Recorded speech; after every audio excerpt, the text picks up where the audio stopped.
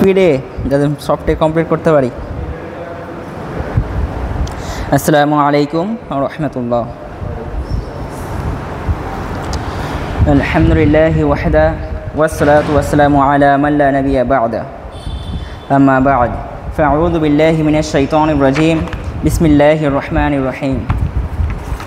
যালিকাল কিতাবু লা রাইবা ফীহি হুদাল লিল মুত্তাকিন আল্লাযীনা ইউমিনুনা বিল গায়ব।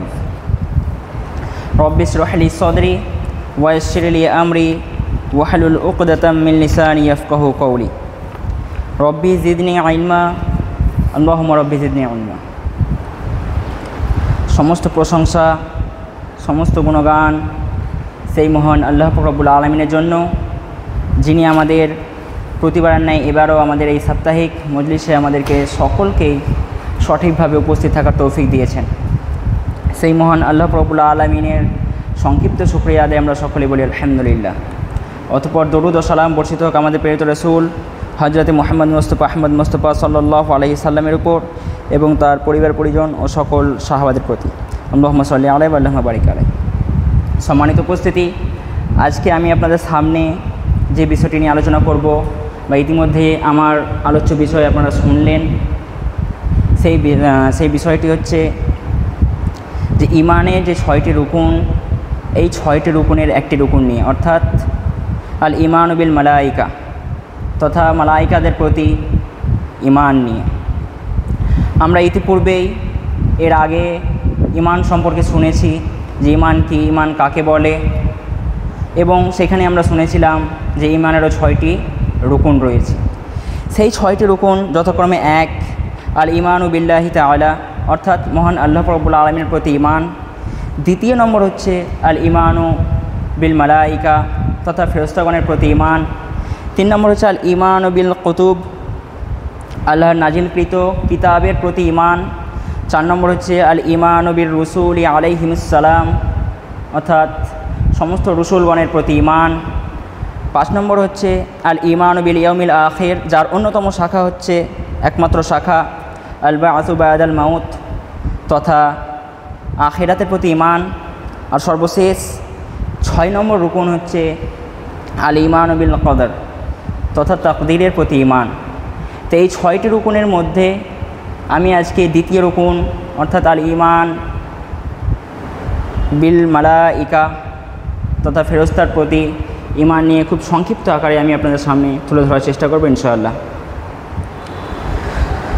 পবিত্র কোরআন ও সহিহ হাদিসের আলোকে ইমানের 6টি রুকুনের ক্ষেত্রে কোনো একটির ক্ষেত্রে যদি কোনো ব্যক্তির বিন্দুমাত্র সন্দেহ বা অবিশ্বাস থাকে, তবে সেই ব্যক্তি কখনোই মুমিন বলে বিবেচিত হবে না।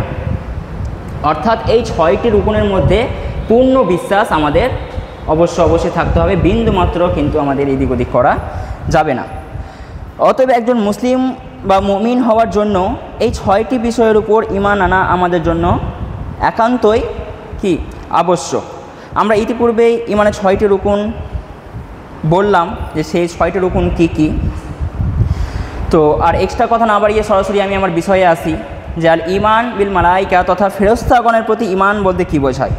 প্রথমে আমরা দেখি যে মালাইকা যে শব্দ রয়েছে এটা হচ্ছে বহুবচন, এর একবচন হচ্ছে মালাক। এই মালাক শব্দের শাব্দিক অর্থ হচ্ছে কি পত্র, চিঠি অথবা দূত ইত্যাদি ইত্যাদি। এর পারিভাষিক অর্থ, মালাক শব্দের পারিভাষিক অর্থাৎ ব্যবহারিক অর্থ হচ্ছে কি আল্লাহর দূত, আল্লাহ রব্বুল আলামিনের দূত। মালাইকা শব্দটি ইসলামের একটি মৌলিক পরিভাষা। এই জন্যই যেহেতু এটি ইসলামের একটি মৌলিক পরিভাষা, সেই জন্যই এই ভাষাটি আমরা কোরআন কারিমের মধ্যেও পাই এবং হাদিসের মধ্যেও দেখতে পেয়ে থাকি। ঠিক পক্ষান্তরে এর ব্যাখ্যা আমরা যেটা করে থাকি, মালাইকা অর্থাৎ ফেরেশতা, এই ফেরেশতা শব্দটা কিন্তু আরবি শব্দ না। এই ফেরেশতা শব্দটা হচ্ছে ফার্সি শব্দ, আর এটা ফার্সি শব্দ হওয়ার জন্যই এর ব্যবহার আমরা কোথাও দেখতে পাই না, কোরআন অথবা হাদিসের কোথাও আমরা এই ফেরেশতা শব্দ পাই না। তো ফেরেশতা যেহেতু ফার্সি শব্দ, আর আমি এর আগে লেকচারও বলেছি, যখন আমি এর আগে আলোচনা করছিলাম সালফে সালেহিনদের অনুসরণ করার গুরুত্ব নিয়ে। সেখানে আমরা কয়েকটা ফার্সি শব্দ দেখেছি, যেমন বুজুর্গ ইত্যাদি ইত্যাদি। তো এই ফার্সি শব্দের অধিকাংশ শব্দের মধ্যেই এর আগেও বলেছি যে শিয়াদের আকিদা, শিয়াদের মতবাদ মতাদর্শ লুকায়িত থাকে, যেমনটা আমরা বুজুর্গ শব্দের মধ্যে দেখেছিলাম। ঠিক একই রকমভাবে এই ফেরেশতা শব্দের মধ্যেও শিয়াদের আকিদা মতবাদ বা মতাদর্শ বা তাদের পুরনো আকিদা লুকানো রয়েছে। অর্থাৎ ফেরেশতা সম্বন্ধে তাদের ধারণা ছিল যে প্রাচীন ইরানি অগ্নিপূজক যারা ছিল, এই প্রাচীন ইরানি অগ্নিপূজকদের ফেরেশতা সম্বন্ধে ধারণা হলো যে ফেরেশতা, তাদেরকে বলে যে ফেরেশতারা হচ্ছে উপাস্যদের কন্যা, অবতার বা সন্ততি বলে সাব্যস্ত করে থাকে ফেরেশতা শব্দ দ্বারা। কিন্তু আমরা মুসলিমরা ইসলামের মৌলিক পরিভাষা মালাইকা দ্বারা আমাদের সৃষ্টির ন্যায় আল্লাহ পাক রব্বুল আলামিনের এক বিশেষ সৃষ্টি বলে জানি।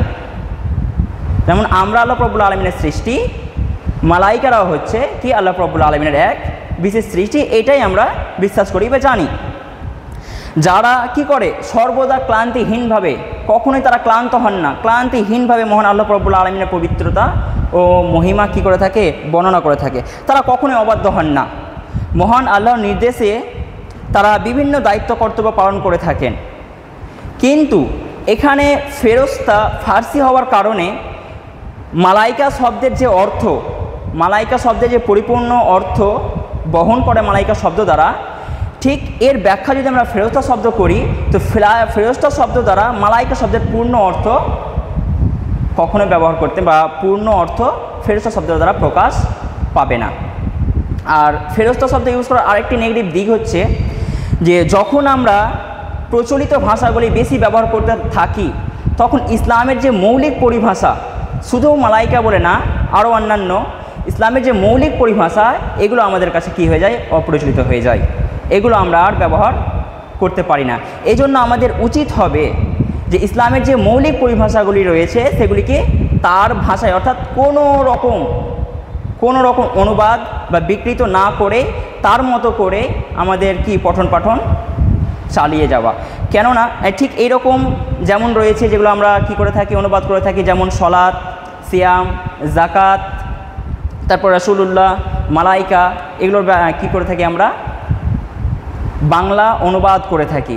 এইগুলো বাংলা অনুবাদ করার কারণে এর মূল পরিভাষাটাই আজকে আমাদের কাছে অপ্রচলিত হয়ে গেছে বা অনেকের কাছে হয়তো হারিয়েও গেছে। অনেকে মালাইকা বললে আবার কিছু বুঝতে পারেন যে মালাইকা কী। মালাইকা যেমন হয়তো আমি এখানে আসার আগে যখন ইজতেমার জন্য বলছিলাম যে আমার বিষয় রয়েছে মালাইকার প্রতি ঈমান, তখন তারা বুঝতে পারছে না আমার মালাইকা কী, তখন তাদেরকে বলতে হলো যে ফেরেশতাদের প্রতি ঈমান। তো এই যে এরকম একটা ব্যাপার থেকে যাচ্ছে। তো এই ক্ষেত্রে আমাদের উচিত হবে যে ইসলামের যে মৌলিক পরিভাষা রয়েছে, এই মৌলিক পরিভাষাগুলিকে তার মতো করে কোনো রকম অনুবাদ বা বিকৃত না ঘটিয়েই আমাদের পড়াশোনা করা বা লেখালেখি করা আবশ্যক আমাদের জন্য।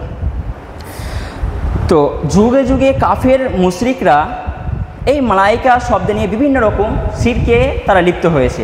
এই জন্য মালাইকা শব্দের বা অর্থাৎ মালাইকা সম্বন্ধে পূর্ণ বা সঠিক জ্ঞান থাকা আমাদের কাছে অত্যন্ত একটা আবশ্যক, অত্যন্ত গুরুত্বপূর্ণ একটা বিষয়। আর তারই আলোকে আমি আপনাদের সামনে মালাইকার প্রতি ঈমান এই বিষয়টি 4টি পয়েন্টের মাধ্যমে তুলে ধরার চেষ্টা করব ইনশাআল্লাহ। সেই 4টি পয়েন্টগুলো প্রথমে বলে তারপরে ইনশাআল্লাহ তাআলা সেগুলোকে ব্যাখ্যা করব। 1 নম্বর পয়েন্ট হচ্ছে যে মালাইকার অস্তিত্বে বিশ্বাস করা, যে তাদের একটা অস্তিত্ব রয়েছে। 2 নম্বর পয়েন্ট হচ্ছে মালাইকার নামগুলোর প্রতি বিশ্বাস স্থাপন করা, যে এক একটা মালাইকার এক একটা নাম রয়েছে। 3 নম্বর পয়েন্ট মালাইকার আকার, আকৃতি, প্রকৃতি সম্পর্কে বিশ্বাস স্থাপন করা। আর সর্বশেষ 4 নম্বর পয়েন্ট হচ্ছে মালাইকার দায়িত্ব ও কর্ম সম্পর্কে বিশ্বাস স্থাপন করা। তো এই 4টি পয়েন্টের মধ্যে আমি আজকে এই প্রোগ্রামে 3টি পয়েন্ট নিয়ে আমি আপনাদের সামনে আলোচনা করার চেষ্টা করব এবং 1টি পয়েন্ট পরবর্তীতে আবার যদি সময় পাই ইনশাআল্লাহ তাআলা সেটা নিয়েও আলোচনা করে দেব। তো প্রথমে আমরা দেখি যে মালাইকার অস্তিত্বে বিশ্বাস বলতে কী বোঝায় বা মালাইকার অস্তিত্বে বিশ্বাস স্থাপন করতে হবে এটা কিভাবে। প্রথমেই বলি যে মালাইকা মহান আল্লাহ রাব্বুল আলামিনের সৃষ্টির এক অন্যান্য সৃষ্টি, তারা মহান আল্লাহ পাক রব্বুল আলামিনের গায়েবের তথা অদৃশ্যের একটি অংশ। মহান আল্লাহ পাক রব্বুল আলামিনের গায়েবের অন্যান্য একটি অংশ বা অন্যান্য একটি সৃষ্টি হচ্ছে তারা। যেমন মহান আল্লাহ পাক রব্বুল আলামিন গায়েব, তেমন মালাইকারাও আমাদের কাছে কি গায়েব। এজন্যই মালাইকারা আমাদের অত্যন্ত নিকটবর্তী, অত্যন্ত কাছাকাছি থাকা সত্ত্বেও আমরা অর্থাৎ মানুষেরা তাদের সঙ্গে কোনোরূপ সম্পর্ক গড়ে তুলতে পারি না। যেমন হয়তো কি ব্যক্তিগত সম্পর্ক, পারিবারিক সম্পর্ক, সামাজিক সখ্যতা, যোগাযোগ, তাদের সঙ্গে আদান প্রদান, লেনদেন, এরকম কোনো সম্পর্ক আমরা গড়ে উঠতে পারি না, অথচ তারা কি আমাদের অতি নিকটবর্তী। শুধু একটাই কারণ, সেই কারণটা হচ্ছে যে তারা হচ্ছে কি গায়েবের একটি অংশ। এজন্যই আমরা তাদের সঙ্গে কি করতে পারি না, কোনো রকম সম্পর্ক গড়ে তুলতে পারি না। তো মালাইকার যে অস্তিত্ব রয়েছে, যেহেতু তারা গায়েবের অংশ আমরা দেখতে পাচ্ছি না, তো তাদের যে অস্তিত্ব রয়েছে এই অস্তিত্বের উপর আমাদের বিশ্বাস স্থাপন অবশ্যই করতে হবে। কোরআন এবং হাদিসে যেভাবে বর্ণিত হয়েছে সেভাবে আমাদের বিশ্বাস করতে হবে। এমন নয় যে আমরা তাদেরকে দেখতে পাচ্ছি না বলে আমরা বিভিন্ন রকম বুদ্ধি খাটাবো, বিভিন্ন রকম যুক্তি প্রদর্শন করব এখানে, এরকম কিন্তু করা যাবে না। কোরআন হাদিসে যেভাবে যতটুকু বর্ণিত হয়েছে সেভাবে ততটুকুই আমাদের বিশ্বাস স্থাপন করতে হবে, কোনো রকম ব্যতিক্রম করা যাবে না। মহান আল্লাহ পাক রব্বুল আলামিন গায়েবের প্রতি বিশ্বাস স্থাপন করে বলেন, সূরা আল বাকারা 2 থেকে 3 নম্বর আয়াতে বলছেন, যালিকাল কিতাবু লা রাইবা ফীহি হুদাল লিল মুত্তাকিন আল্লাযীনা ইউমিনুনা বিল গায়ব।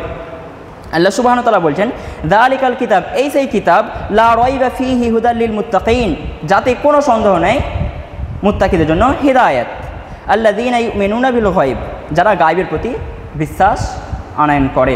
অর্থাৎ গায়েবের প্রতি যারা বিশ্বাস স্থাপন করে, অর্থাৎ মালাইকাদের প্রতি যারা বিশ্বাস স্থাপন করে, এরাই হচ্ছে কি হেদায়েত পাওয়ার যোগ্য বা এরাই হেদায়েত প্রাপ্ত।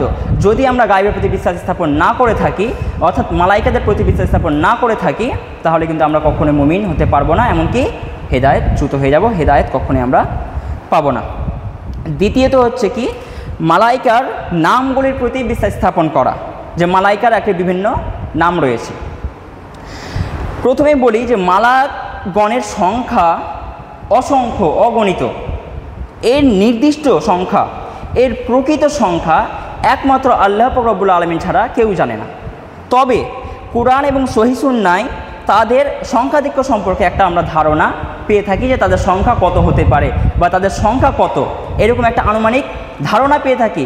কিন্তু প্রকৃত বা নির্দিষ্ট করে সংখ্যা আমরা জানি না, এর সংখ্যা আল্লাহ সুবহানাহু ওয়া তাআলাই ভালো জানেন। মহান আল্লাহ রব্বুল আলামিন বলছেন ফেরেশতা সম্বন্ধে যে ওয়ামা ইয়ালামু জুনুদান রব্বিকা ইল্লাহু, আর তোমরা রবের বাহিনী সম্পর্কে তিনি ছাড়া কেউ জানে না। অর্থাৎ তাদের সংখ্যা কত এটা আল্লাহ রব্বুল আলামিন ছাড়া কেউ জানে না। মালিক বিন শাআর রাদিয়াল্লাহু তাআলা থেকে বর্ণিত রাসূল সাল্লাল্লাহু আলাইহি ওয়াসাল্লাম বলেছেন যে এরপর একটা হাদিসে বর্ণিত হয়েছে যে এরপর আমাকে বাইতুল মামুরে উঠানো হলো। বাইতুল মামুরে উঠানোর পরে আমি বললাম, হে জিবরিল, এটা কি, মানে কোথায় আমাকে নিয়ে এসছো, এটা কি? তখন তিনি বললেন, এ হচ্ছে কি বাইতুল মামুর। প্রত্যেকবার, অর্থাৎ এই বাইতুল মামুরে প্রত্যেকবার 70,000 ফেরেশতা কি করে থাকে, আল্লাহর তাওয়াফ করে থাকে। আর যে ফেরেশতা একবার এখানে তাওয়াফ করার সুযোগ পায়, সেই তাওয়াফ করে বেরিয়ে গেলে দ্বিতীয়বার এখানে ঢোকার আর সুযোগ পায় না। অর্থাৎ এখান থেকে আমরা আনুমানিক ধারণা পাচ্ছি যে ফেরেশতাদের সংখ্যা কত, অর্থাৎ মালাকগণের সংখ্যা কত। যে এই বাইতুল মামুরে প্রত্যেকবার 70,000 ফেরেশতা তাওয়াফ করে এবং 70,000 ফেরেশতা তাওয়াফ করার পর যখন তারা বেরিয়ে যায়, কিয়ামত পর্যন্ত দ্বিতীয়বার আর তাদের তাওয়াফ করার সুযোগ সেখানে হয় না বা ঢোকার সুযোগ তারা আর পায় না। এছাড়াও আরেকটি হাদিসে বর্ণিত হয়েছে এই ফেরেশতাদের সংখ্যা সম্বন্ধে, যে আবু যার গিফারি রাদিয়াল্লাহু তাআলা আনহু থেকে বর্ণিত, রাসূল সাল্লাল্লাহু আলাইহি সাল্লাম বলেন যে আসমান তো চরচর শব্দ করছে, আসমান কাঁপছে। তো আসমান এই যে কাঁপছে, অর্থাৎ চরচর শব্দ করছে, এই চরচর শব্দ করার যোগ্যতা তার আছে। অর্থাৎ আসমান যে কাঁপছে, এই কাঁপার অধিকার তার আছে, সে কাঁপতে পারে। কেননা তাতে এমন 4 আঙুল পরিমাণ জায়গা ফাঁকা নেই যেখানে মালাকগণ আল্লাহ রব্বুল আলামিনকে সিজদা করে না। অর্থাৎ পুরো আসমানে মালাকগণ কী করে, পুরো আসমান ঘিরে আল্লাহ রব্বুল আলামিনকে মালাকগণ কী করে থাকে, সেজদা করে থাকে, এই জন্য সেখানে চার আঙুল পরিমাণও জায়গা নাই। তো এখান থেকে আমরা একটা আনুমানিক ধারণা পেয়ে থাকি যে ফেরেশতাদের সংখ্যা কত। তো অসংখ্য মালাইকার মধ্যে থেকে কুরআনুল কারিমে কেবলমাত্র আমরা 3 জন মালাইকার নাম দেখতে পেয়ে থাকি, মাত্র 3 জন। এরকম অসংখ্য মালাইকা রয়েছে, তার মধ্যে 3 জন নাম আমরা কুরআনুল কারিমে দেখছি বা দেখতে পাই। সেগুলি হচ্ছে, অর্থাৎ 1 নম্বর হচ্ছে কি জিবরিল আলাইহিস সালাতু সালামের নাম। জিবরিল বা জিব্রাইল আলাইহিস সালাতু সালামের নাম আমরা কুরআনুল কারিমে পেয়ে থাকি। এছাড়াও মিকাইল বা মিকাল, আর 3 নম্বর হচ্ছে মালিক। এই 3 জন মালাক ছাড়া কুরআনুল কারিমের মধ্যে আর কারোর নাম বর্ণিত হয়নি। আল্লাহ পাক রব্বুল আলামিন জিবরিল ও মিকাল আলাইহিস সালাতু সালাম সম্পর্কে বলেন, যেমন কানা আদু ওয়ালিল্লাহি ওয়া মালাইকাতিহি ওয়া রুসুলিহি ওয়া জিবরিল ওয়া মিকাইল ফা ইন্নাল্লাহা আদুউন লিল কাফিরিন। আল্লাহ সুবহানাহু ওয়া তাআলা বলছেন, যেমন কানা আদুওয়ান লিল্লাহ, যে শত্রু হবে আল্লাহ পাক রব্বুল আলামিনের, ও মালাইকা এবং তার ফেরেশতাগণের, ওয়া রুসুলি এবং তার রাসূলগণের, ওয়া জিবরিলা ওয়া মিকাইলা। এখানে 2 জন মালাকগণ আমরা নাম পেলাম, জিবরিল এবং মিকাইল। অর্থাৎ যে শত্রু হবে আল্লাহ রাব্বুল আলামিনের, তার রাসূলগণের, তার কি ফেরেশতাগণের এবং জিবরিল ও মিকাইলের যারা শত্রু হবে আল্লাহ রাব্বুল আলামিন তাদের শত্রু হবে। আল্লাহ সুবহানাহু ওয়া তাআলা বলছেন যে ফা ইন্নাল্লাহা আদুওয়ান লিল কাফিরিন, আল্লাহ রাব্বুল আলামিন কাফেরদের শত্রু।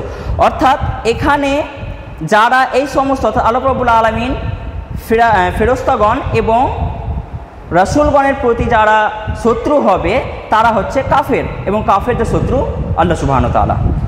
এটাই আল্লাহ সুবহানাহু ওয়া তাআলা এই আয়াতের মাধ্যমে বোঝাতে চাইছেন। এছাড়াও কুরআনুল কারিমে জিবরিল আলাইহিস সালাতু সালামকে আল্লাহ রাব্বুল আলামিন স্বতন্ত্র রকমভাবে কী করেছেন, উল্লেখ করেছেন। তাকে বিভিন্ন রকমভাবে তার প্রশংসা করেছেন। কোথাও আল্লাহ রাব্বুল আলামিন জিবরিল আলাইহিস সালাতু সালামকে প্রবল শক্তিধারীর অধিকারী বলেছেন, যে তিনি প্রবল শক্তিধর। আবার কোথাও আল্লাহ রাব্বুল আলামিন আল্লাহ রাসূল জিবরিল আলাইহিস সালাতু সালামকে আর রুহুল আমিন বলে আখ্যায়িত করেছেন। জিবরিল আলাইহিস সালাতু সালামের মাধ্যমে আল্লাহ রাসূল সাল্লাল্লাহু আলাইহি ওয়াসাল্লামকে ওহী শিক্ষাদানের বিষয়টি উল্লেখ করে আল্লাহ রাব্বুল আলামিন সূরা আন-নাজম 5 থেকে 6 নম্বর সূরা, অর্থাৎ 5 এবং 6 নম্বর আয়াত, 2টি আয়াতের মাধ্যমে আল্লাহ সুবহানাহু ওয়া তাআলা বলছেন যে আল্লামাহু শাদীদুল কুওয়া যু মিররাহ, তাকে শিক্ষা দিয়েছে প্রবল শক্তিধর প্রজ্ঞার অধিকারী। এখানে আল্লাহ রাব্বুল আলামিন জিবরিল আলাইহিস সালাতু সালামকে প্রবল শক্তিধর বলে কি করছেন, আখ্যায়িত করছেন। এছাড়াও আল্লাহ রাব্বুল আলামিন আরও বলছেন সূরা আশ-শুআরা 192 193 নম্বর আয়াতে বলছেন যে ওয়া ইন্নাহু লা তানজিলু রাব্বিল আলামিন নাযালা বিহির রূহুল আমিন। আল্লাহ রাব্বুল আলামিন বলছেন, আর নিশ্চয়ই এ কোরআন সৃষ্টিকুলের রবেরই নাজিলকৃত বিশ্বস্ত আত্মা, অর্থাৎ জিবরিলে আমিন, জিবরিল আলাইহিস সালাতু সালাম এটা নিয়ে অবতরণ করেছেন। তো এখানে জিবরিল আলাইহিস সালাতু সালামকে আল্লাহ রাব্বুল আলামিন কী বলছেন, রূহুল আমিন। এছাড়াও জাহান্নামের তত্ত্বাবধায়ক, জাহান্নামের যিনি তত্ত্বাবধায়ক, এই মালাকের নাম হচ্ছে মালিক আলাইহিস সালাতু সালাম। তো এই জাহান্নামের ফেরেশতা সম্পর্কে জাহান্নামীরা যখন বলবে যে হে মিকাইল, তুমি তোমার রবকে বলো, এখান থেকে আমরা মিকাইল আলাইহিস সালাতু সালামের নামটা কি পাই, যে তুমি তোমার রবকে বলো যে আমাদেরকে যেন তিনি কি করে দেন, শেষ করে দেন, আমরা এই যন্ত্রণা আর সহ্য করতে পারছি না। অর্থাৎ জাহান্নামীরা জাহান্নামের তত্ত্বাবধায়ক ফেরেশতা অর্থাৎ মিকাইলকে বলবে যে তুমি তোমার রবকে বলো যে তিনি যেন আমাদেরকে কি করে দেয়, শেষ করে দেয়, খতম করে দেয়। তখন কি মালিক আলাইহিস সালাতু সালাম বলবে যে নিশ্চয়ই তোমরা হচ্ছে এর অবস্থানকারী। তখন তিনি তাদেরকে এরকমভাবে উত্তর দিবে। এছাড়াও বিভিন্ন সহিহ হাদিসে আমরা আরেকজন ফেরেশতার নাম বা মালাকের নাম পেয়ে থাকি, যেমন জিবরিল আলাইহিস সালাতু সালাম, মিকাইল আলাইহিস সালাতু সালাম ও ইসরাফিল আলাইহিস সালাতু সালাম সম্পর্কে আবু সালমা রাদিয়াল্লাহু তাআলা আনহু থেকে বর্ণিত, তিনি বলেন যে আমি আমাজান আয়েশা রাদিয়াল্লাহু তাআলা আনহুকে প্রশ্ন করলাম যে নবী করিম সাল্লাল্লাহু আলাইহি সাল্লাম যখন রাতে তাহাজ্জুদের সালাত আদায় করতে দণ্ডায়মান হয়, দাঁড়ায়, এই দাঁড়ানোর পরে যখন তিনি তাকবীরে তাহরিমা দেন, এই তাকবীরে তাহরিমা দেওয়ার পরে এবং সূরাতুল ফাতিহা শুরু করার আগে এই যে মধ্যবর্তী অংশ, এই মধ্যবর্তী অংশ তিনি কি পাঠ করেন, তিনি কি বলেন, এই সম্পর্কে আম্মা জান আয়েশা রাদিয়াল্লাহু তাআলা আনহাকে জিজ্ঞাসা করা হলো। তখন তিনি বলছেন যে আল্লাহ রাসূল সাল্লাল্লাহু আলাইহি ওয়াসাল্লাম বলেছেন যে তিনি তাকবীরে তাহরিমা দেওয়ার পর এবং সূরা ফাতিহা শুরু করার আগে এর মধ্যবর্তী অংশে তিনি বলেন যে হে জিবরিল, মিকাল ও ইসরাফিলের রব, আকাশমণ্ডলী ও পৃথিবীর সৃষ্টিকর্তা, প্রকাশ্য অপ্রকাশ্য গাতা, তোমার বান্দাদের মধ্যে তুমি মীমাংসাকারী। যে ব্যাপারে তারা মতবিরোধ করছে, সত্যের ব্যাপারে যে মতবিরোধ করা হয়ে থাকে, সেক্ষেত্রে তুমি তোমার আদেশ বলে আমাকে সঠিক পথে হেদায়েত দান করো। তুমি যাকে ইচ্ছা তাকে হেদায়েত দান করে থাকো। তো এখানে আমরা পেলাম আল্লাহ রাসূল সাল্লাল্লাহু আলাইহি ওয়াসাল্লাম বলছেন যেমন যে জিবরিল, মিকাল ও ইসরাফিল, অর্থাৎ আমরা পবিত্র কোরআনে 3 জন মালাকের নাম পেলাম।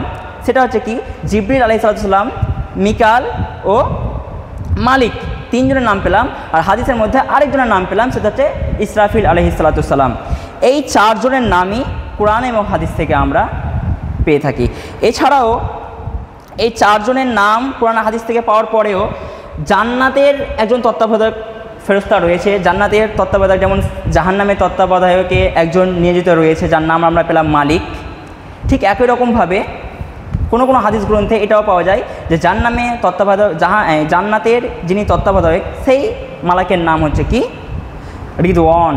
রিদওয়ান নামক মালাক জান্নাতের তত্ত্বাবধায়ক, তিনি জান্নাতের তত্ত্বাবধায়ন করে থাকেন। তো এখানেও আরেকজনের নাম আমরা পেলাম, তবে সমস্ত হাদিস গ্রন্থে এই নামটি বর্ণিত হয়নি। ওই 4টি নামই আমরা কোরআন এবং হাদিস থেকে পেয়ে থাকি।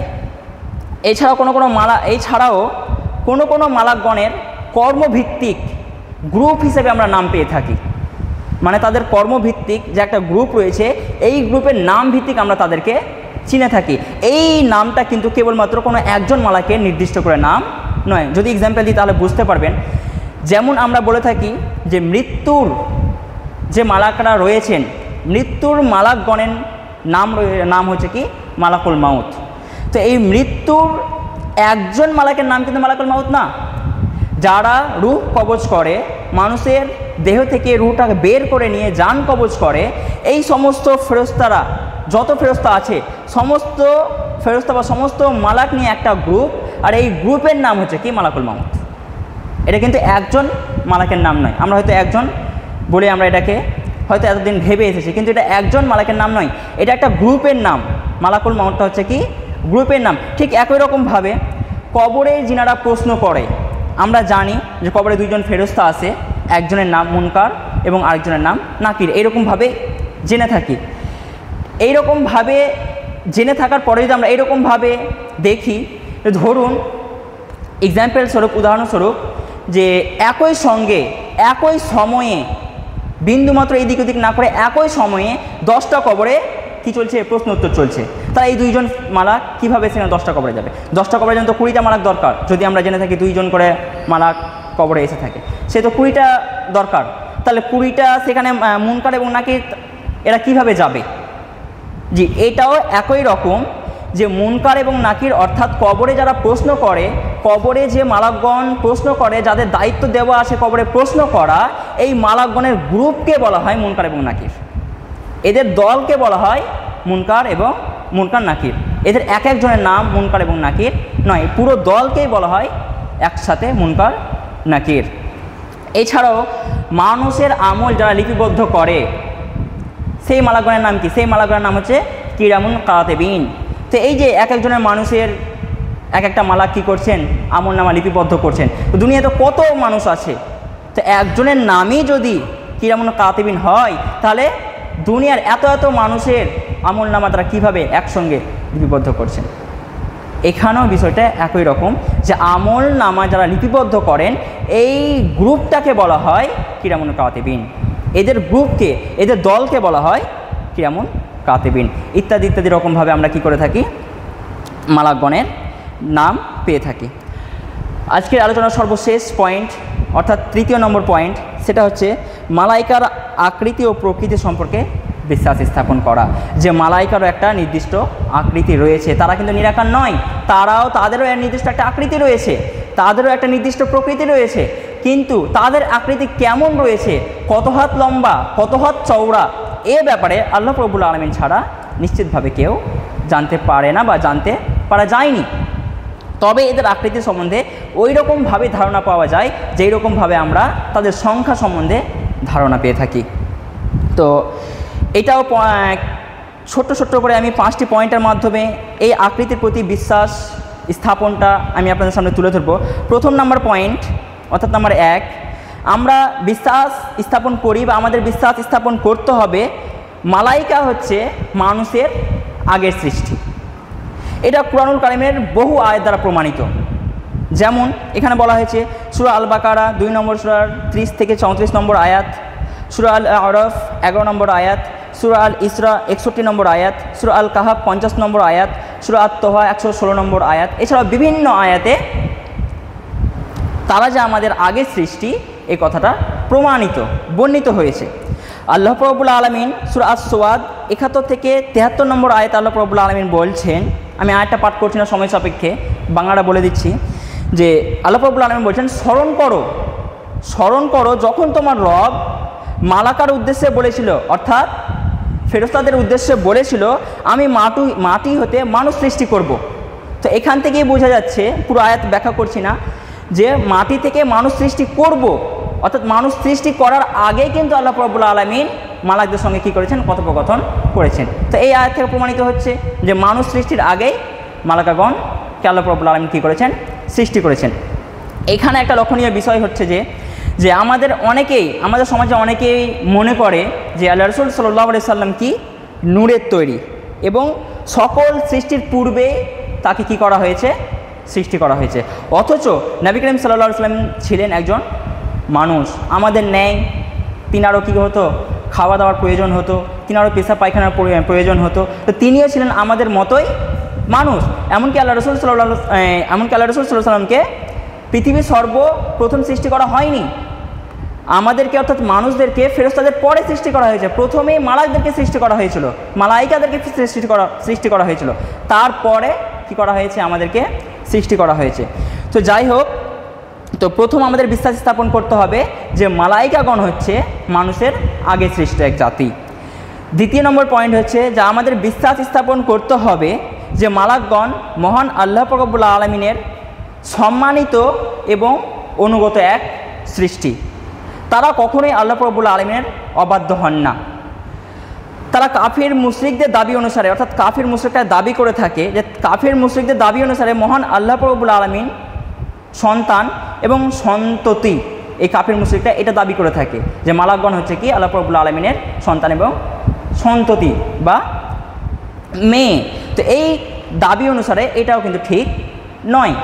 মালাকগণ কখনোই আল্লাহ রাব্বুল আলামিনের মেয়ে বা সন্তান সন্ততি নয়, এবং তাদের ক্ষমতা এবং সার্বভৌমত্ব রয়েছে, তবে এইটা তারা ইউজ করে আল্লাহ রাব্বুল আলামিনের নির্দেশে। আল্লাহ রাব্বুল আলামিনের নির্দেশ ছাড়া তারা এই সার্বভৌমত্ব বা ক্ষমতা ব্যবহার করতে পারে না। এছাড়াও এই সার্বভৌমত্ব বা ক্ষমতা আল্লাহ রাব্বুল আলামিনের কোনো অংশ নয়, অর্থাৎ তারা কোনো আল্লাহর অংশীদারিও নয়। খুব সংক্ষেপে বলছি। তো দ্বিতীয় পয়েন্ট আমাদের বিশ্বাস স্থাপন করতে হবে কি, যে মালাকগণ মহান আল্লাহর সম্মানিত অনুগত এক সৃষ্টি। তৃতীয় নম্বর পয়েন্ট আমাদের বিশ্বাস স্থাপন করতে হবে যে মালাইকা হচ্ছে নূরের তৈরি। আমরা জানি যে মানুষ অর্থাৎ ইনসান হচ্ছে কি মাটি দ্বারা সৃষ্ট, জিন হচ্ছে আগুন দ্বারা, এবং মানুষ ও জিন সৃষ্টির উপাদান সম্পর্কে কোরআন এবং হাদিসে পাওয়া যায়। কিন্তু যে মালাইকাগণ যে নূরের তৈরি এই সম্বন্ধে বা এর উপাদান সম্বন্ধে কোরআনের কোথাও কিন্তু পাওয়া যায় না।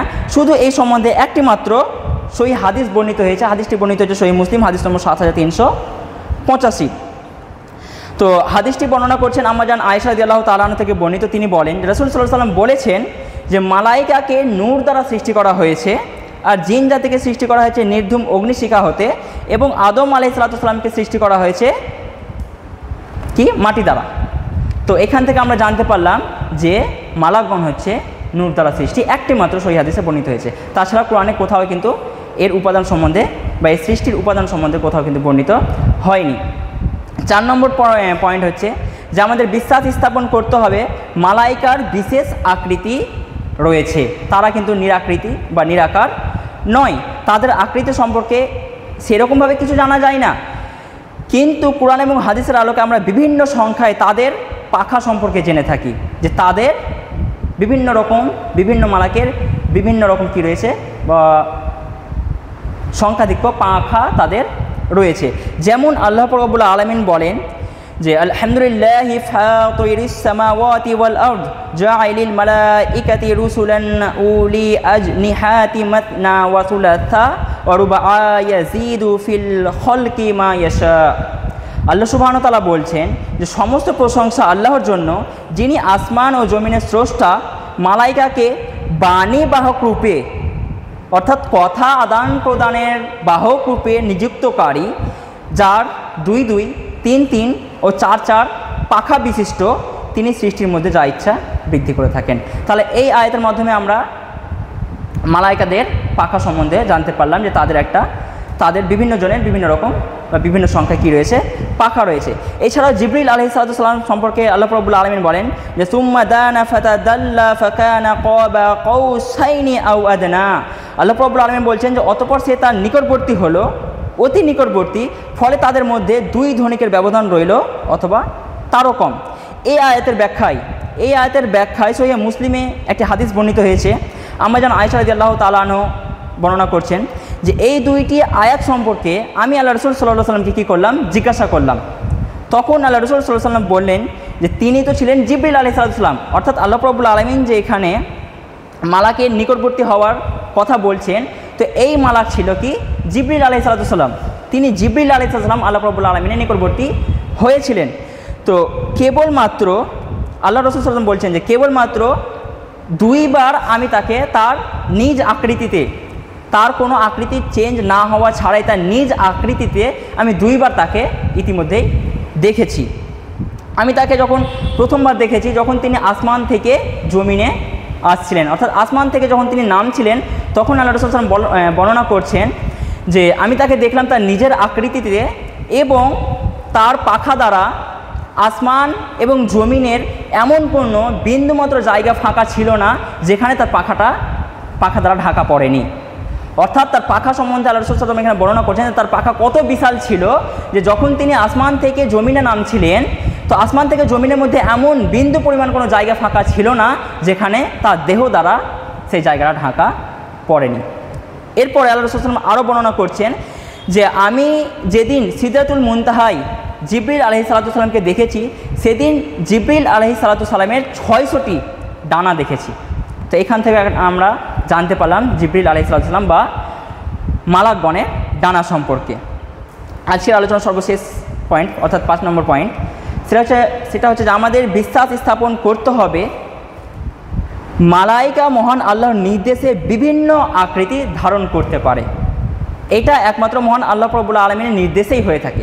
মহান আল্লাহ রাব্বুল আলামিন যখন নির্দেশ দেয় তখনই তারা বিভিন্ন আকার আকৃতিতে বা বিভিন্ন রকম রূপে কী করতে পারে, রূপ চেঞ্জ করতে পারে বা ধারণ করতে পারে। কুরআন ও সহিহ হাদিসে আমরা এর প্রমাণ পেয়ে থাকি। যেমন ঈসা আলাইহিস সালামের মা মারিয়াম আলাইহিস সালামের নিকট যখন জিবরিল আলাইহিস সালামকে আগমনের ঘটনাকে উল্লেখ করে আল্লাহ রাব্বুল আলামিন বলছেন যে তখন আমি তার নিকট আমার রূহ অর্থাৎ জিবরিল আলাইহিস সালামকে প্রেরণ করলাম, অতঃপর সে তার সামনে পূর্ণ মানবের রূপ নিয়ে গেল। অর্থাৎ মারিয়াম আলাইহিস সালামের সামনে যখন জিবরিল আলাইহিস সালাম এসেছিলেন তখন তিনি মানুষের রূপ ধারণ করে এসেছিলেন, মানুষের রূপ নিয়ে এসেছিলেন। এছাড়াও আরেকটি জলযন্ত্র প্রমাণ যে মালাইকা বিভিন্ন আকার আকৃতি বা বিভিন্ন রূপ ধারণ করতে পারে, এর জলযন্ত্র প্রমাণ হচ্ছে যদি আমরা হাদিসে জিবরিল দেখি। হাদিসে জিবরিল হচ্ছে জলযন্ত্র প্রমাণ। হাদিসে জিবরিল অর্থাৎ উমর ইবনে খাত্তাব রাদিয়াল্লাহু তাআলা আনহু বর্ণনা করছেন, তিনি বলছেন যে একদা আমরা এক সময় আল্লাহ রাসূল সাল্লাল্লাহু আলাইহি ওয়াসাল্লামের কাছে কী করছিলাম, ছিলাম বা উপস্থিত ছিলাম বা বসেছিলাম। এমন সময় এক ব্যক্তি আসলো যাকে আমরা চিনি না, অর্থাৎ তিনি আমাদের এই গ্রামের বা আমাদের মধ্যেকার নন, তিনি হয়তো বাইরে থেকে এসছেন, কিন্তু তিনি যে সফর করে এসছেন আমরা তাকে দেখে চিনতে পারলাম না। তার পরনে ছিল সাদা ধবধবে কাপড় এবং চুলগুলো কুচকুচে কালো ছিল। তো তিনি যে সফর করে আসলেন এর চিহ্ন, বিন্দুমাত্র চিহ্ন তার মধ্যে পাওয়া যাচ্ছে না। মনে হচ্ছে যে তিনি এখনই এখান থেকে বেরিয়ে আমাদের সামনে বসতেন, কিন্তু আমরা তাকে কেউ চিনি না। তখন সেই ব্যক্তি এসে আল্লাহ রাসূল সাল্লাল্লাহু আলাইহি সাল্লামের সামনে অর্থাৎ তার হাঁটুদয় এবং আল্লাহ রাসূল সাল্লাল্লাহু আলাইহি সাল্লামের হাঁটুদয় মিলিয়ে বসলেন এবং তার 2 হাতের তালু তার দুই হাঁটুর উপরে রেখে দিলেন এবং আল্লাহ রসুল সাল্লাল্লাহু আলাইহি ওয়াসাল্লামকে প্রথম প্রশ্ন করলেন যে হে মুহাম্মদ সাল্লাল্লাহু আলাইহি ওয়াসাল্লাম, আমাকে ইসলাম সম্পর্কে বলুন। তখন আল্লাহ রসুল সাল্লাল্লাহু আলাইহি ওয়াসাল্লাম উত্তর দিলেন যে ইসলাম হচ্ছে এই যে তুমি কালিমা শাহাদাত অর্থাৎ কালিমা শাহাদাত যেটা রয়েছে তার সাক্ষ্য দেবে এবং সলাত আদায় করবে, সিয়াম পালন করবে, জাকাত দিবে, আর যদি ক্ষমতা হয় তাহলে বাইতুল্লাহর হজ করবে। তখন সেই প্রশ্নকারী বলছে যে আপনি ঠিক উত্তর দিয়েছেন। এখানে এই জায়গাতে উমর ইবনে খাত্তাব রাদিয়াল্লাহু তাআলা আনহু বর্ণনা করছেন যে আমরা অবাক হলাম, আশ্চর্যান্বিত হলাম যে কি ব্যাপার, তিনি যখন প্রশ্ন করলেন তার মানে তিনি অজানে, অর্থাৎ তিনি জানে না। তিনি যেহেতু প্রশ্ন করলেন যখন তিনি তো অজানার মতো প্রশ্ন করলেন, যেহেতু তিনি জানেন না বলেই তো প্রশ্ন করলেন যে আমাকে ইসলাম সম্বন্ধে বলুন, আমি ইসলাম সম্বন্ধে জানি না, এই জন্য তো তিনি প্রশ্ন করলেন। এরপরে যখন আল্লাহ রসুল সাল্লাল্লাহু আলাইহি ওয়াসাল্লাম উত্তর দিলেন, এরপরে তিনি আবার বলছেন কি যে আপনি ঠিকই বলেছেন, অর্থাৎ অজানার মতো প্রশ্ন করলেন আর জ্ঞানীর মতো আবার তিনি উত্তর দিচ্ছেন। এরকমভাবে ওই ব্যক্তি আল্লাহ রসুল সাল্লাল্লাহু আলাইহি ওয়াসাল্লাম আরও প্রশ্ন করেছিলেন, যেমন ঈমান সম্পর্কে জিজ্ঞাসা করেছিলেন, ইহসান সম্পর্কে জিজ্ঞাসা করেছিলেন, কিয়ামত সম্পর্কে জিজ্ঞাসা করেছিলেন। এরপরে সেই ব্যক্তি যখন চলে গেল তখন উমর ইবনে খাত্তাব রাদিয়াল্লাহু তাআলা আনহু বলছেন যে আমরা কিছুক্ষণ বসে থাকলাম। এরপর আল্লাহ রাসূল সাল্লাল্লাহু আলাইহি ওয়াসাল্লাম আমাদেরকে উদ্দেশ্য করে বললেন যে তোমরা কি জানো এই ব্যক্তি কে ছিল? তখন উমর ইবনে খাত্তাব রাদিয়াল্লাহু তাআলা বললেন যে এই ব্যক্তি ব্যাপারে আল্লাহ এবং আল্লাহ রসুলই ভালো জানেন। তখন আল্লাহ রসুল সাল্লাল্লাহু আলাইহি ওয়াসাল্লাম বললেন যে এই ব্যক্তি হচ্ছে জিবরিল আলাইহিস সালাতু ওয়াসসালাম। তো এখানে আমরা প্রমাণ পেলাম যে জিবরিল আলাইহিস সালাতু ওয়াসসালাম কী হয়েছিল, মানুষের রূপ ধারণ করে সাহাবাদেরকে দিন শিক্ষা দিতে এসেছিল। তো যাই হোক, আমি আর বলবো না, একটি মাত্র পয়েন্ট আমাদের বাকি থাকলো, সেই পয়েন্ট নিয়ে আমি ইনশাআল্লাহ তাআলা পরবর্তীতে আবার সময় পেলে আলোচনা করব। আজকে আমি আমার বক্তব্য এখান থেকে শেষ করছি। আগামী সপ্তাহে যদি আমি আবার সময় পাই, যে পয়েন্টটি বাকি থাকলো সেটা হচ্ছে মালাইকা সম্পর্কে। তো পরবর্তীতে আমি সেটা আবার ইনশাআল্লাহ তাআলা আলোচনা করব।